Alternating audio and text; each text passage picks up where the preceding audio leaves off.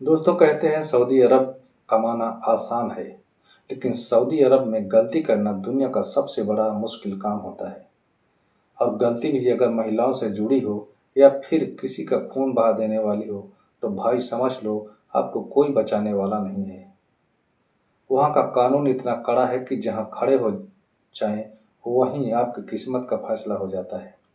लेकिन दोस्तों, 2014 में एक ऐसा हिंदुस्तानी लड़का था जिसका नाम सत्येंद्र पाल होता है, जो यूपी के बलिया जिले से दम्माम यानी सऊदी अरब कमाने गया हुआ था।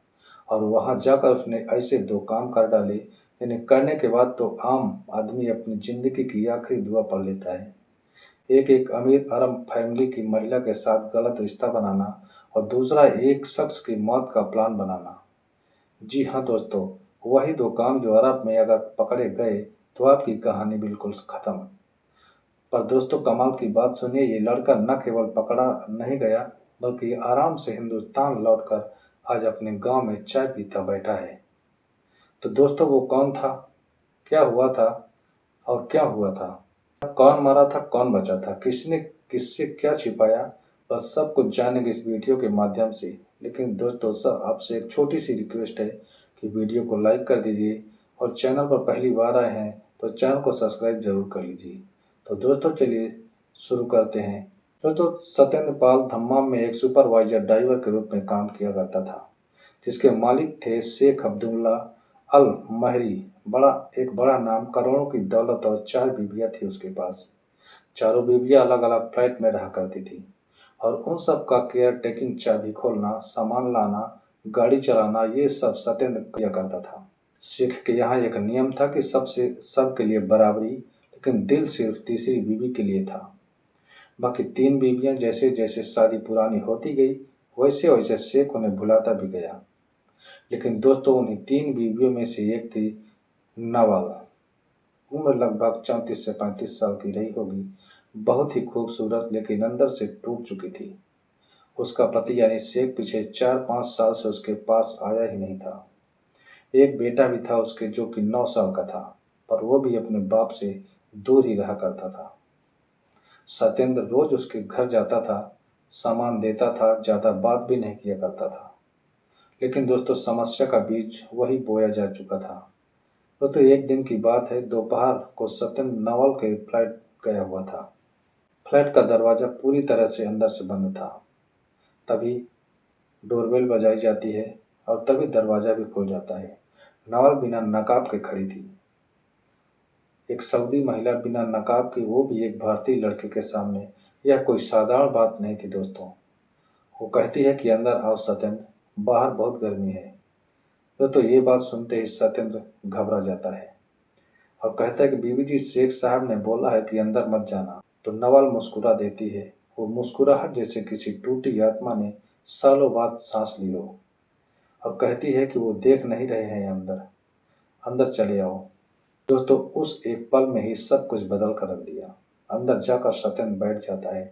नवाल उसके सामने आकर खड़ी होती है और पूछती है कि सत्येंद्र, तुम्हें क्या लगता है कि मैं गलत हूँ? दोस्तों, सत्येंद्र कुछ नहीं बोला।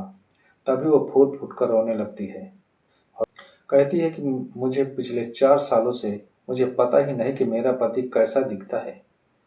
मैं औरत हूँ, खून मांस की बनी हूँ। क्या मैं सिर्फ 4 बीवियों में मरने के लिए पैदा हुई थी? ये बात सुनकर सत्येंद्र एकदम सन्न हो जाता है और उसी पल नवाल उसके पास आ जाती है, उसके करीब आ जाती है और उसका हाथ पकड़ लेती है। दोस्तों, कहानी यही नहीं रुकी। यहाँ से असली खेल शुरू हो जाता है। नवल और सत्येंद्र के बीच धीरे धीरे गलत रिश्ते कायम होने शुरू हो जाते हैं। उनके अंदर नाजायज संबंध शुरू होने लगते हैं। छिप छिप कर बातें भी करते हैं। कॉल, वॉइस मैसेज, अकेले मिलने के मौके, ये सब महीनों चलता रहता है। शेख की तीसरी बीवी, जिसका नाम फातिमा होता है, वो ही बहुत होशियार थी।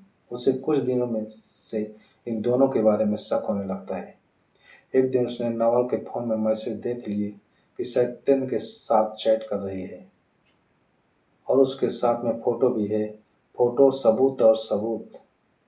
अब दोस्तों, ये अगर यह बात शेख तक पहुंचती तो सत्येंद्र का तो खेल मान लीजिए कि एकदम खत्म हो चुका था और उसके साथ भी नवल भी खत्म हो सकती थी। तो फातिमा ने सत्येंद्र को बुलाया अपने पास। वो उसे अपने फ्लैट में ले गई और जैसे ही दरवाजा अंदर से बंद किया वो सीधे बोल पड़ी, सच सच बता सत्येंद्र, ये कब कब से चल रहा है? तो सत्येंद्र के पैरों तले जमीन खिसक जाती है ये बात सुनते हुए, और वो रोने और माफ़ी भी मांगने लगा। पर कहानी यहाँ से और ख़तरनाक हो जाती है दोस्तों। फातिमा ने सत्येंद्र को एक ऐसा प्रस्ताव दे दिया जिसे सुनकर उसके हाथ पैर कांपने लगते हैं। अगर तुम बचना चाहते हो सत्येंद्र, तो तुम्हें शेख को रास्ते से हटाना होगा। दोस्तों ये सुनकर सत्येंद्र एकदम सन्न हो जाता है और कहता है कि मैं कत्ल और अरब में मुझे तो वही काट देंगे।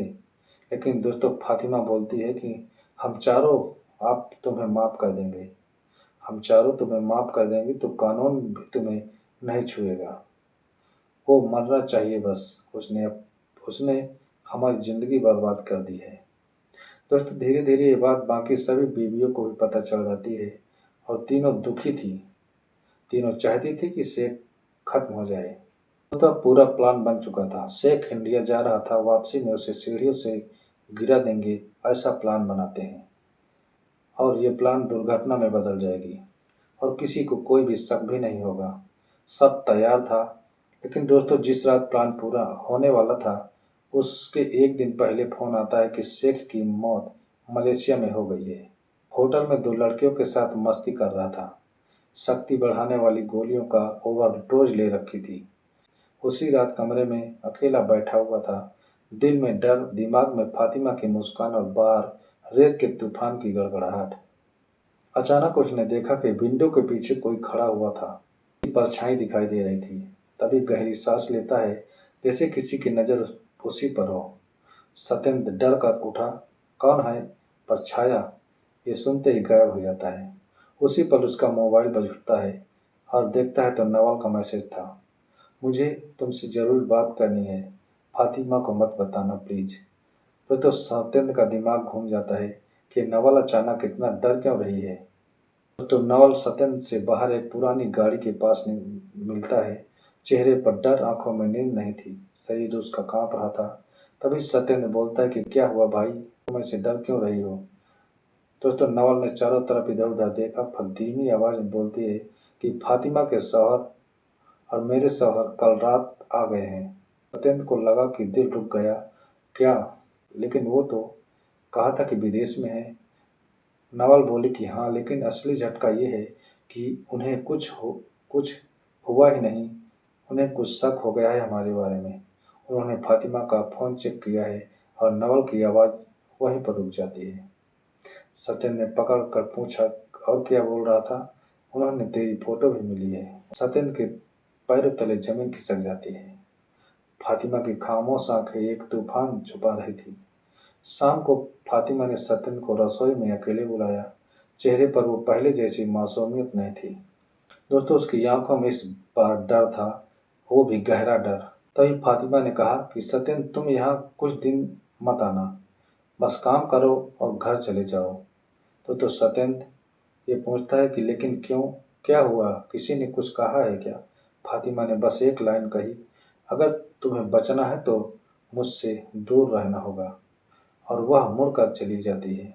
दोस्तों उसके कदमों में वो ठहराव नहीं था जो पहले था। लग रहा था जैसे वह खुद टूट रही हो। दूसरी तरफ सऊदी पुलिस को भी कुछ सुराग मिल गया था। उसी रात कंपनी की बड़ी बिल्डिंग में सीसीटीवी चेक चेक दोस्तों कंपनी की बड़ी बिल्डिंग में सीसीटीवी चेक किया जाता है। एक फुटेज सामने आ जाता है। तूफान वाली रात कोई आदमी वर्कर्स क्वार्टर के पास घूम रहा था। कपड़े उड़े हुए, चेहरा नहीं दिख रहा था, पर उसकी चाल, उसकी हाइट सत्येंद्र से एकदम मिलती जुलती थी। कंपनी मैनेजमेंट ने रिपोर्ट भेजी कि किसी वर्कर पर शक है, शायद चोरी की प्लानिंग करता हो। तो अब मामला और उलझ जाता है। अगले दिन सुबह सत्येंद्र काम पर जा रहा था कि उसने नवल को किसी से बहस करते हुए देख लेता है। नवल फ़ोन पर बोल रही थी कि हाँ, मैंने फातिमा के शौहर को मरवा दिया है, अब वो उसे संभाल लेगा। सत्येंद्र अब मेरे लिए खतरा नहीं बनेगा। सत्येंद्र के पैरों में ये बात सुनकर बिजली सी दौड़ जाती है। उसकी सांसें अटक जाती है। मतलब ये सब एकदम प्लान बना बनाया था। नवल ने सत्येंद्र को देखा नहीं, लेकिन बात साफ थी कि नवल फातिमा को भी मैनिपुलेट कर रही थी। सत्येंद्र को फंसाने का पूरा प्लान बन चुका था और असली रायवली सिर्फ फातिमा की वजह से नहीं बल्कि पैसे और ईर्ष्या की वजह से थी। दोस्तों, उस रात फातिमा खुद सत्येंद्र के पास आई। रेगिस्तान की हवा में उसका दुपट्टा फड़फड़ा रहा था। चांद की रोशनी में उसका चेहरा उदास था। तभी फातिमा बोलता है कि मैं नहीं समझती कि ये सब कौन करवा रहा है। ये बात सुनकर सत्येंद्र चुप हो जाता है। फातिमा तभी बोलती है कि नवल बदल गई है। वह बहुत डर गई है कि मैं किसी से सच बोल दूंगी। सत्येंद्र कहता है कि लेकिन तुम क्यों डर रही हो। फातिमा की आंखें दोस्तों ये सुनकर भर आई, क्योंकि मेरे शौहर को सिर्फ शक नहीं गुस्सा भी है, और यहाँ शक की सजा मौत भी हो सकती है। सत्येंद्र ये बात सुनकर सन्न हो जाता है। फातिमा ने आखिरी बार उसका हाथ पकड़कर कहा, देखो सत्येंद्र, तुम्हें खुद को बचाना होगा, चाहे मुझे छोड़कर जाना पड़े। और तभी पीछे से किसी ने उसके मोबाइल की फ्लैश लाइट ऑन कर दी। दोनों मुड़े और सामने देखा कि फातिमा का शौहर खड़ा था। चेहरे पर उसके खून उतर आया था, आंखों में कातिलाना गुस्सा था। हाथ में लोहे की भारी छड़ी थी, आंखों में खून उतर आया था। फातिमा डर से कांप रही थी। सत्येंद्र एक पल को जम सा गया था, लेकिन उसके भीतर कुछ टूट चुका था। दोस्तों, तभी फातिमा के शौहर ने गुर्रा कर कहा कि तुम ही हो जिसके लिए मेरी बीबी घर की इज्जत भूल गई है। सत्येंद्र को ये बात सुनकर आपने जो सुना वो पूरा सच नहीं है, लेकिन सऊदी के गुस्से में भरे आदमी को कौन समझाए। उसने छठी छड़ी उठाई और सत्येंद्र की तरफ छड़ी सत्येंद्र की बाजू पर पड़ी। तेज दर्द हुआ और खून भी निकल आया। फातिमा ये देखकर चीख पड़ी कि रुकिए, अल्लाह का वास्ता है आपको। पर वो आदमी और भड़क गया, तो चुप, तेरी वजह से ही सब हुआ है। सत्येंद्र दोस्तों पीछे हटता गया। रेत में पैर धंसते जा रहे थे, पर वो खुद को बचाता रहा। फिर अचानक सत्येंद्र का पैर एक पत्थर से टकराया और वो गिर पड़ा। फातिमा का शौहर छड़ी ऊंची उठाकर बोला, आज यही तेरी कहानी खत्म कर दूंगा। तो तभी अचानक नवल आ जाती है, जो इस पूरे खेल का असली खिलाड़ी थी। नवल ने आते ही चिल्लाकर कहने लगी कि रुकिए, यह सब मेरी वजह से हुआ है। ये सुनकर सत्येंद्र और फातिमा दोनों चौंक जाते हैं। और तभी फातिमा ने कहा कि नवल रोते हुए बोलती है कि मैंने सब गलत किया है। मैं ही थी जिसने आपको शक दिलाया, और मैं ही थी जिसने सीसीटीवी की फर्जी रिपोर्ट भेजी।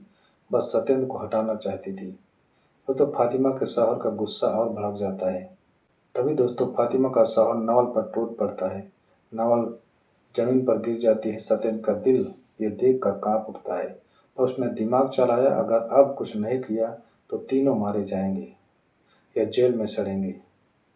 तभी उसने दूर एक पुलिस पेट्रोलिंग गाड़ी देखी और सत्येंद्र ने पूरी ताकत से चिल्लाना शुरू कर दिया।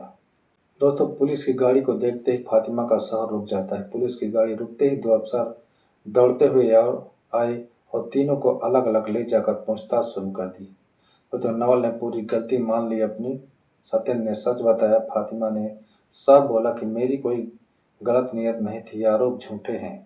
फातिमा के शौहर ने भी माना कि उसे सिर्फ शक हुआ था और गुस्से में उसने हद पार कर दी थी। तो कंपनी मैनेजमेंट और पुलिस ने फैसला किया कि नवाल पर फर्जी रिपोर्ट बनाने का केस चले, फातिमा के शौहर पर हमला करने का केस। तो सत्येंद्र पूरी तरह बेकसूर। सत्येंद्र को माफ कर दिया जाता है, बरी कर दिया जाता है।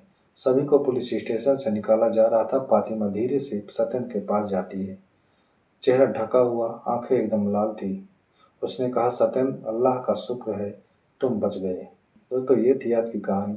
आपको कैसी लगी कमेंट में अपनी राय हमें ज़रूर बताएं।